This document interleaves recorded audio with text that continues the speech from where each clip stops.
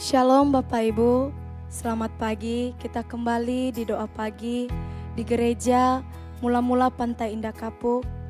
Mari Bapak Ibu, sebelum kita melakukan aktivitas kita pada pagi hari ini, mari kita bersatu di dalam doa.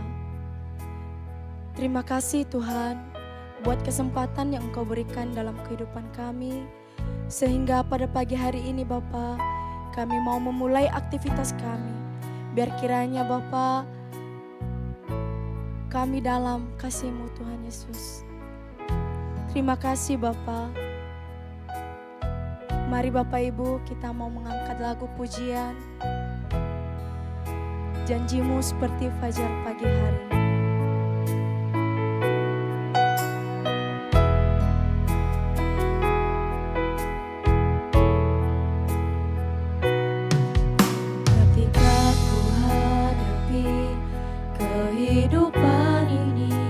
Jalan mana yang harus ku pilih? Jalan mana yang harus ku pilih?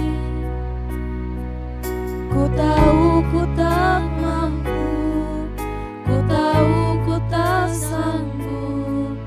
Hanya Kau Tuhan tempat jawabanku. Aku pun tahu ku tak pernah sendiri.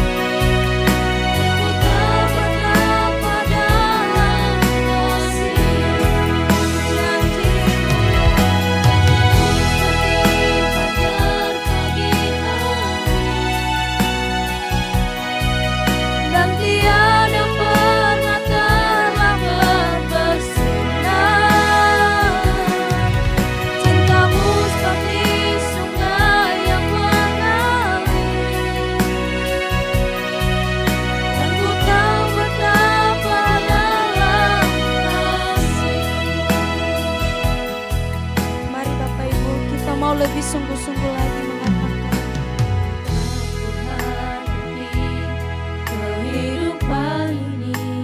jalan mana yang harus kami pilih? Jalan mana yang harus ku pilih? Ku tahu ku tak mampu, ku tahu ku tak sanggup. Hanya Kau Tuhan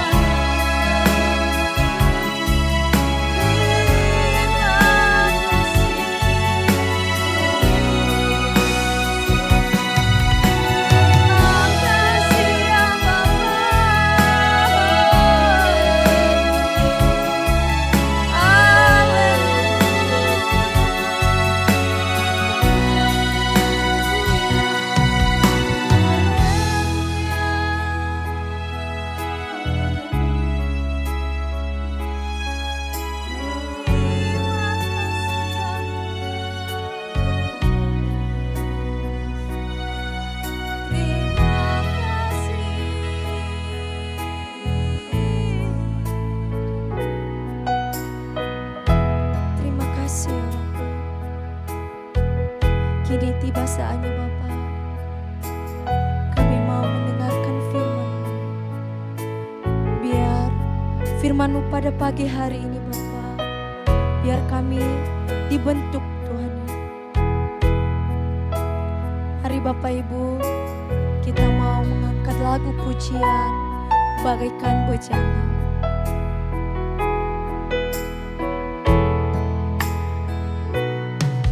Bagaikan bejana, siap dibentuk, demikian hidupku di tangan-Mu.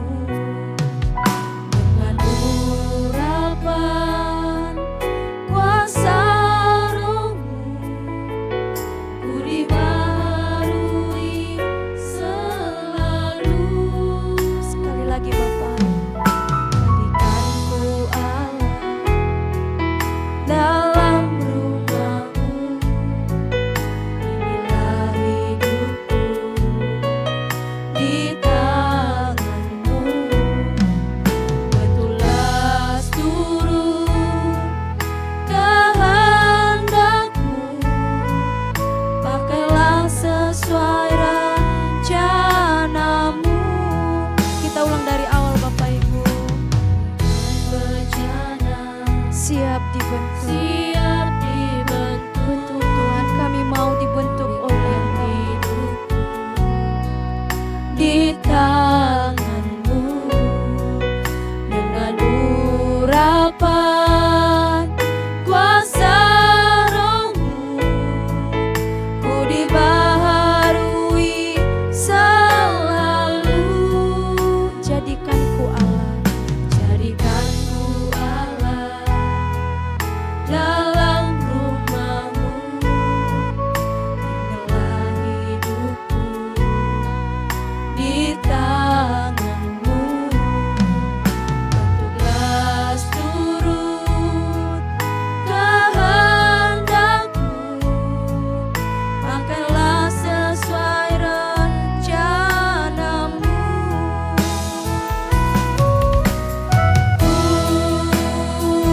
Mau seperti-Mu Yesus, disempurnakan selalu dalam segenap jalanku,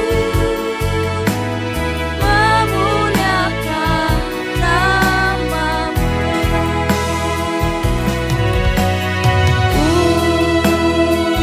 Mau seperti-Mu Yesus, disempurnakan selalu dalam segenap jalanku, memuliakan nama-Mu. Mari Bapak Ibu kita ulang dari awal. Bagaikan bejana, siap dibentuk. Siap dibentuk, demikian hidupku di tangan-Mu. Dengan urapan kuasa Roh-Mu, ku dibaharui selalu. Jadikanku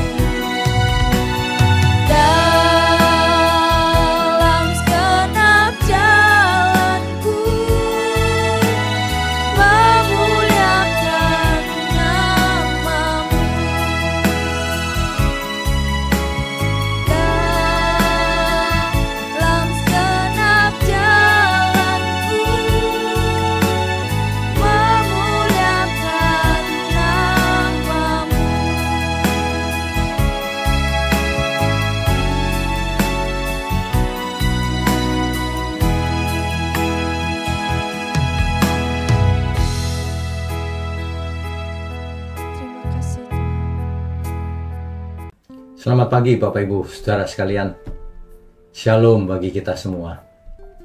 Saudara, seringkali kalau kita merenungkan pesan-pesan Tuhan di pagi hari, sering kita mendapatkan rema-rema yang luar biasa. Itulah sebabnya kita harus tekun setiap hari, pagi, siang, malam, selalu di dalam firman Tuhan. Ya. Sebab itulah ciri-ciri murid, benar-benar murid Tuhan Yesus. Sebelumnya mari kita tundukkan kepala lebih dahulu.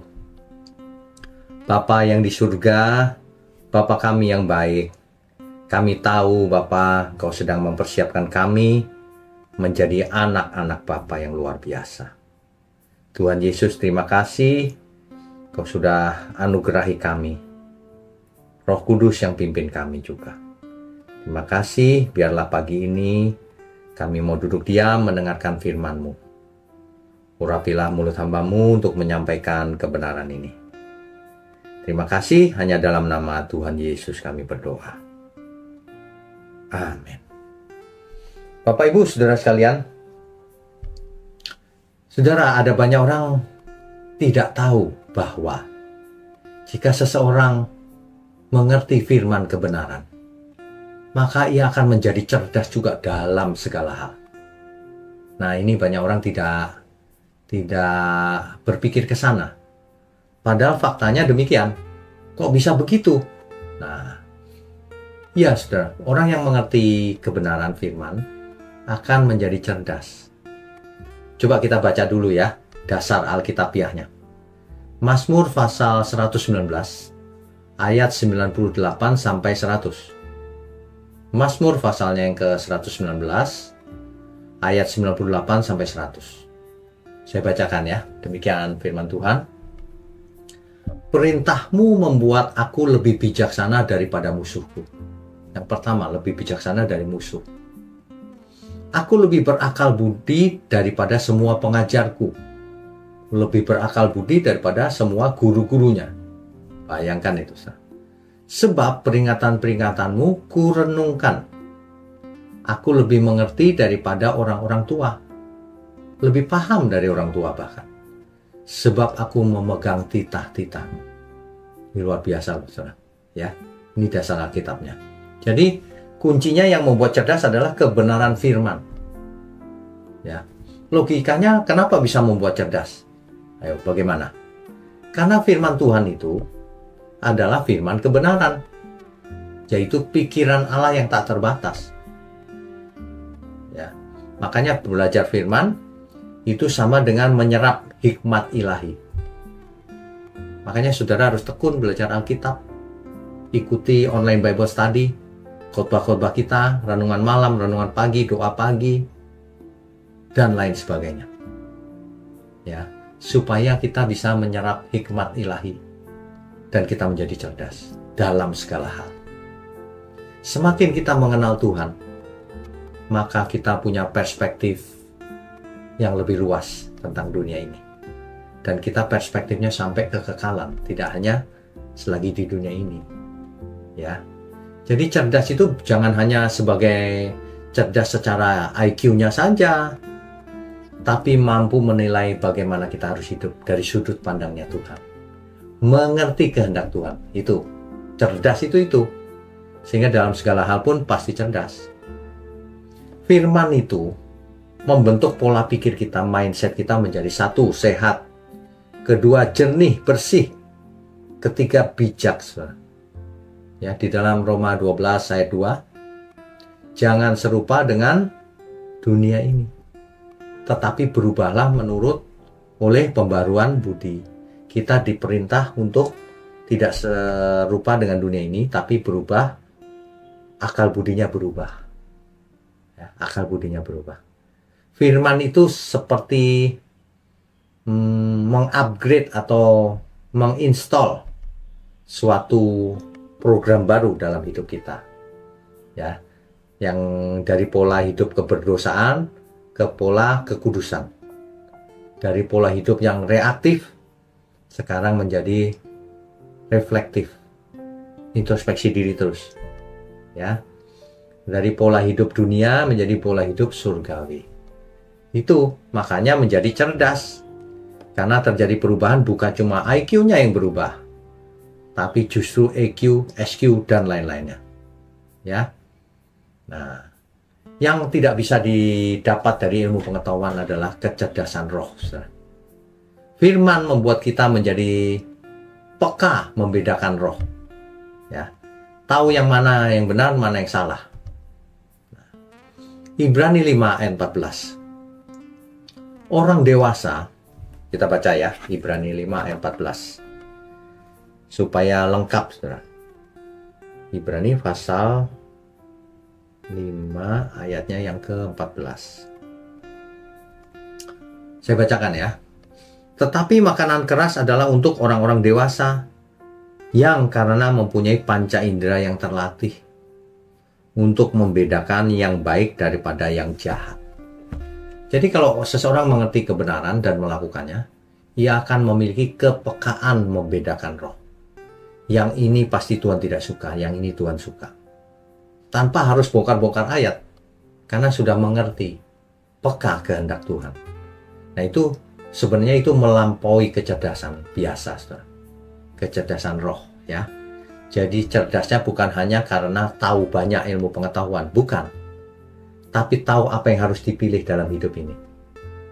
Firman Tuhan melatih kita untuk menemukan yang benar dengan hikmat ilahi. Begitu ya. Makanya alangkah ruginya kalau kita tidak mau belajar firman. Males. Padahal dalam dunia nyata aplikasinya akan sangat luas. Kita jadi memiliki kecerdasan roh. Ya. Contoh saja. Dalam hal keuangan. Kita tidak mungkin membeli hal-hal untuk gengsi, tapi tidak ada gunanya yang lain. Nggak mungkin. Kita pasti mengelola uang dengan bijak. Pasti kalau kita cerdas. Untuk masa depan, untuk menolong orang, untuk berjaga-jaga kalau nanti ada krisis, dikelola dengan bijaksana. Ya. Nah, di dalam relasi, tentu saja relasinya menjadi sehat. Tidak seperti orang dunia, relasinya saling memanfaatkan, saling menipu, saling memuaskan kedagingan. Ya, kalau orang cerdas membangun relasi dengan kasih. Membangun relasi bukan soal ini, siapa yang untung, siapa menipu siapa, saudara. Itu orang bodoh. Kalau orang punya hikmat, membangun hubungan itu dengan kasih di dalam Tuhan. Komitmen, misalnya suami istri, komitmen hidup suci, mengampuni, begitu.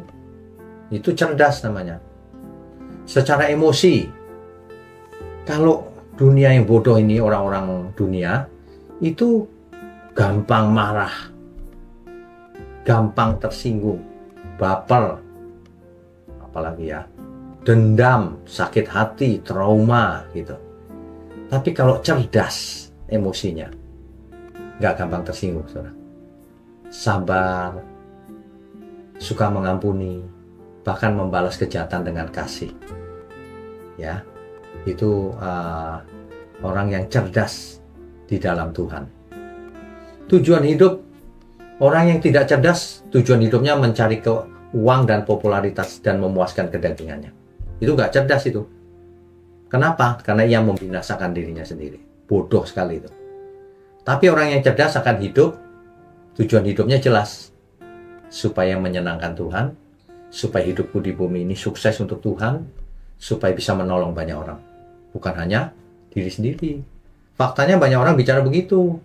Cari uang nanti untuk Tuhan, padahal untuk diri sendiri. Memuaskan suka-suka sendiri. Tidak ikutan nolong orang, tidak ikutan mendukung pekerjaan Tuhan. Cuma di mulut, aku melakukannya untuk Tuhan. Nah, yang begitu-begitu itu orang bodoh sebenarnya. Kenapa? Sebab ia menipu dirinya sendiri. Kan Tuhan tidak bisa ditipu. Iya kan? Kalau orang cerdas akan takut akan Tuhan. Tidak berani menipu siapapun. Apalagi menipu Tuhan. Ya kan? Nah, kalau orang tidak cerdas, menderita dikit, putus asa, depresi, mengeluh. Banyak sekali omelan-omelannya. Tapi kalau orang cerdas, ia akan berpikir penderitaan ini seperti latihan supaya aku kuat. Lagi pula kemuliaan yang disediakan Tuhan nanti tidak sebanding dengan penderitaan yang kita alami hari ini. Itu orang cerdas berpikir jauh, saudara. Ya. Nah, secara kecerdasan saja banyak orang tidak cerdas. Makanya belajarlah firman yang benar. Orang yang mengerti firman bukan hanya tahu banyak, bukan. Tapi hidupnya menjadi bijaksana. Hidupnya menjadi strategis. Ia menjadi berdampak bagi sekelilingnya. Dampak nyata, saudara. Mereka bisa, orang yang memiliki kepekaan roh, ia bisa melihat apa yang tidak orang lain lihat. Ia bisa memilih jalan sempit tapi benar daripada jalan lebar tapi binasa. Ia akan tenang di tengah-tengah badai. Ya, jadi ia akan merdeka karena kebenaran itu memerdekakan. Begitu ya, saudara ya.